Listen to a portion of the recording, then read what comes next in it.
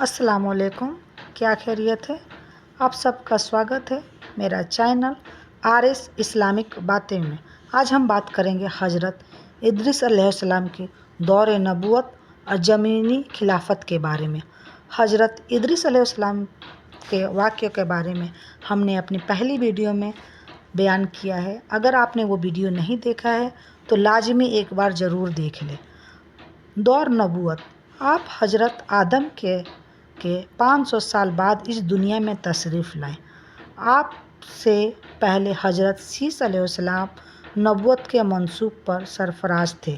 نبوت ملنے سے پہلے آپ سیس کے دین کو مانتے تھے۔ آپ پر 30 صحیفے نازل ہوئے۔ آپ کو دور میں انسان جاہلیت اور بے ادبی میں اتنے گر گئے تھے کہ اللہ کو چھوڑ کر آگ کی عبادت کرنے لگے تھے۔ آپ نے دنیا میں آ کر لوگوں کو ہدایت کا راستہ دکھایا اور ادب و علم بھی سکھایا، لیکن آپ کی قوم نے آپ کو ایک نہ سنی اور صرف کچھ لوگ آپ پر ایمان لائے۔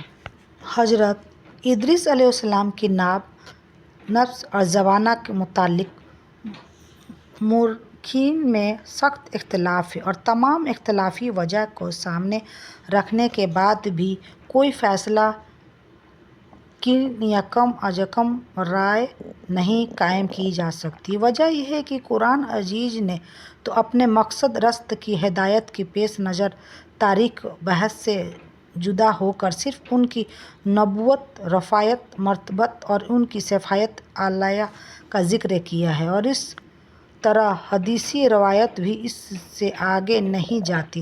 اس لیے اس سلسلے میں جو کچھ بھی ہے وہ اسرائیلی روایت ہے، اور وہ بھی تضاد و اختلاف سے معمود۔ ایک جماعت کہتی ہے کہ وہ نوح علیہ السلام کے جدہ مزید ہے اور ان کا نام خنوج ہے، اور ادریس یہ عربی زبان میں ادریس اور عبرانی یا سریانی میں ان کا نام اخونج ہے، اور ان کا نسب نامہ یہ ہے۔ نذر الہی کے طریقے: اللہ تعالیٰ کے سامنے نذر و قربانی پیش کرنے کے لیے ان کے یہاں 3 چیزیں اہمیت رکھتی ہیں: خوشبو کی دھونا، جانوروں کی قربانی، اور ان کے علاوہ میووں، پھلوں وغیرہ میں سے موسم کی پہلی چیز کو نذر ضروری تھی، اور میووں میں سیب کو، اناج میں سے گیہوں کو اور پھلوں میں سے گلاب کو ترجیح حاصل تھی۔ حضرت ادریس علیہ السلام نے اپنی امت کو یہ بھی بتایا کہ میری طرح اس عالم کو دینی و دنیاوی اصلاح کے لیے بہت سے انبیاء علیہ السلام تشریف لائیں گے، اور ان کی نمایاں خصوصیات یہ ہوں گی: وہ ہر ایک بری بات سے پری اور پاک ہوں گے، قابل استحساس اور فضائل میں کامل ہوں گے، زمین و آسمان کے الہ سے اور ان امور سے اس کے جن میں کائنات کے لیے شفا ہے یا مرض ہے، وحی الہی کا ذریعہ اس طرح واقع ہوں گے کہ کوئی ساحل سا کام نہ رہے گا، وہ مستجاب الدعوات ہوں گے، اور ان کے مذہب کی دعوت کا خلاصہ اصلاح کائنات ہوگا۔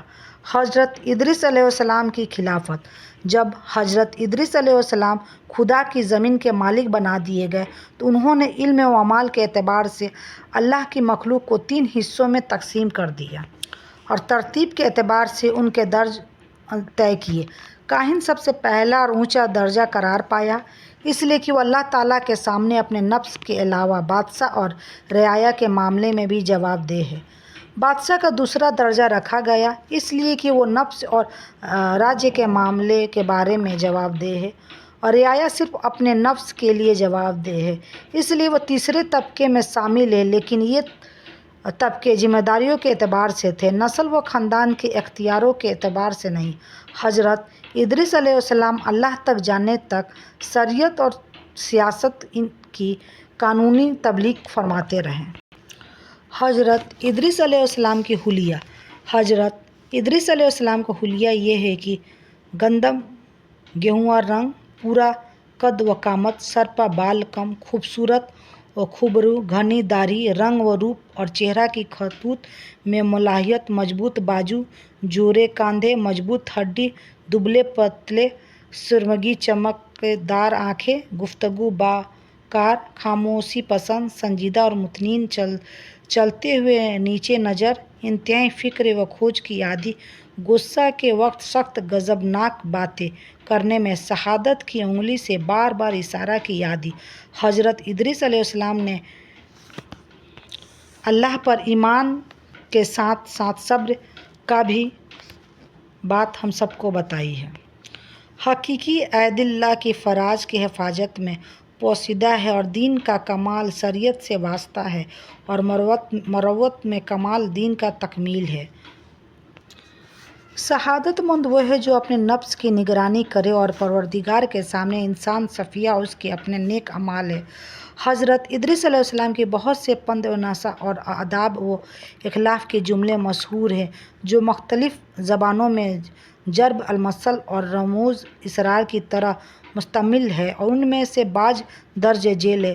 خدا کی بیکاری و نعمتوں کا شکریہ انسانی طاقت سے باہر ہے۔ جو علم میں کمال و عمل صالح ہے، خواہش مند ہو، اس کو جہالت کے اسباب اور بد کرداری کے قریب بھی نہیں جانا چاہیے۔ کہ کیا تم نہیں دیکھتے کہ ہر فن مولا کارگر سینے کا ارادہ کرتا ہے تو سوئی ہاتھ میں لیتا ہے، نہ کہ برما میں۔ بس ہر وقت یہ پیش نظر آئے کہ ہم خدا ہی وہم دنیائی دور ہے۔ این خیال اس محال است و جنون، دنیا کی بھلائی حسرت اور برائی ندامت۔ خدا کو یاد اور عمل صالح کے لیے خلوص نیت شرط ہے۔ جو جھوٹی قسمیں کھائے اور اللہ تعالیٰ کے نام کو قسم لے کر تخت موسیٰ بنائے، اور نہ جھوٹی کو قسمیں کھائے اور پھر عمدہ کرو، کیونکہ ایسا کرنے سے تم بھی شریک گناہ ہو جاؤ گے۔ ذلیل پیشوں کا اختیار نہ کرو، اطاعت کرو اور اپنے بڑوں کے سامنے پست رہو، اور ہر وقت حمد الہی میں اپنے زبان کو تر رکھو۔ حکمت روح کی زندگی کے دوسرے کو خوشی عیش پر حسد نہ کرو، اس لیے کہ ان کو یہ معاشرہ زندگی چند روز کا ہے۔ جو ضروریات زندگی سے زیادہ کا طالب ہو، وہ کبھی کانا نہ رہا۔ تاریخ المیہ گواہ ہے کہ جس نے صبر کیا وہ اللہ کا نیک بندہ رہا ہے۔ تاریخ میں یہ بھی بیان کیا گیا ہے کہ علماء کا ایک جماعت کوئی عقیدہ کی طوفان نوح سے قبل دنیا میں جس قدر علوم شائع ہوئے، ان سب کو معلوم اول یہی ہے کہ اللہ کو نہ ماننے والوں کا عبرتناک انجام ہوا تھا۔ ان کا یہ بھی دعویٰ ہے کہ فلسفہ کی کتابوں میں جن علمی ظواہر اور حرکات نجوم کا تذکرہ آیا ہے، سب سے پہلے ان کا ذکر انہی کے زبان سے ہوا ہے۔ اللہ تعالیٰ کی عبادت کے لیے ہیکلوں کی تعمیر، علم طلب کی آزاد ارزی و سماعت اشیاء کے متعلق موضوع قصائد کے ذریعہ اظہار خیال بھی انہی کی علامات میں سے ہے، اور انہوں نے ہی سب سے پہلے طوفان کی اطلاع دے کر بندگان خدا نے بتایا اور دکھایا کہ ایک آسمانی آفت سے ساری خلاف ہے جو زمین کو پانی اور آگ میں لپیٹ رہے ہیں۔ انہیں یہ دیکھ کر معلوم ہے کہ بربادی اور صنعت حرث کی تباہی کا خوف ہوا، اور اس لیے انہوں نے مصر میں اراحی اور ہرائی سے بنائی اور ان میں تمام صنع اور نوع ایجاد آلات کا تصور بنائی، اور تمام علوم کے حقائق و اوصاف کی منعکس کیا، تاکہ یہ علوم و صنعت تا ابد باقی رہے اور فنا کا ہاتھ ان کو گزرنا نہ پڑے۔ آج تک کے لیے ہماری ویڈیو میں اتنا ہی۔ اگر آپ نے ہماری ویڈیو کو سبسکرائب نہیں کیا ہے تو سبسکرائب کر دیں اور لائک کرنا نہ بھولیں۔ اللہ تعالیٰ تمام مخلوق کے ہر جائز دعاؤں کو قبول کرے، اور ہم سے جانے انجانے میں یا پھر ہماری جانکاری دینے میں کچھ غلطی ہو جائے تو اللہ رب العزت ہمیں اس کے لیے معاف کر دے اور ہم سب کی تمام گناہوں کو بخش دے۔ اپنی دعاؤں میں یاد رکھیے گا، اور ہر مسلمان پہ نماز فرض ہے، تو آپ لوگ لازمی نماز قائم کریں اور اپنے مسلمان بھائیوں کا جتنا ہو سکے ہمدرد بنیں اور ان کے ساتھ اچھا سلوک کریں، کیونکہ انسان کا اصل روپ جو ہوتا ہے، اصل سنگھار جو ہوتا ہے، وہ ان کو اخلاق کا ہوتا ہے۔ جتنے بھی نبی ہم تک اترے ہیں اور ہم تک پہنچے ہیں، اللہ تعالیٰ نے ان کے ذریعے ہم تک جو بھی بتائی ہے، صرف اچھے اخلاق اور صبر سے ہی ہم زندگی میں کچھ حاصل کر سکتے ہیں۔ ہم سب کو آپس میں مل جل کے رہنا چاہیے اور اپنے اللہ اور ان کے نبیوں کی بتائی ہوئی باتوں پر عمل کرنا چاہیے۔ تب تک کے لیے اتنا ہی ہے۔ ہم اپنے اگلے ویڈیو میں ملتے ہیں، تب تک ہماری ویڈیو کو آپ سبسکرائب کر دیں اور اپنے دعاؤں میں یاد رکھیں۔ اللہ حافظ۔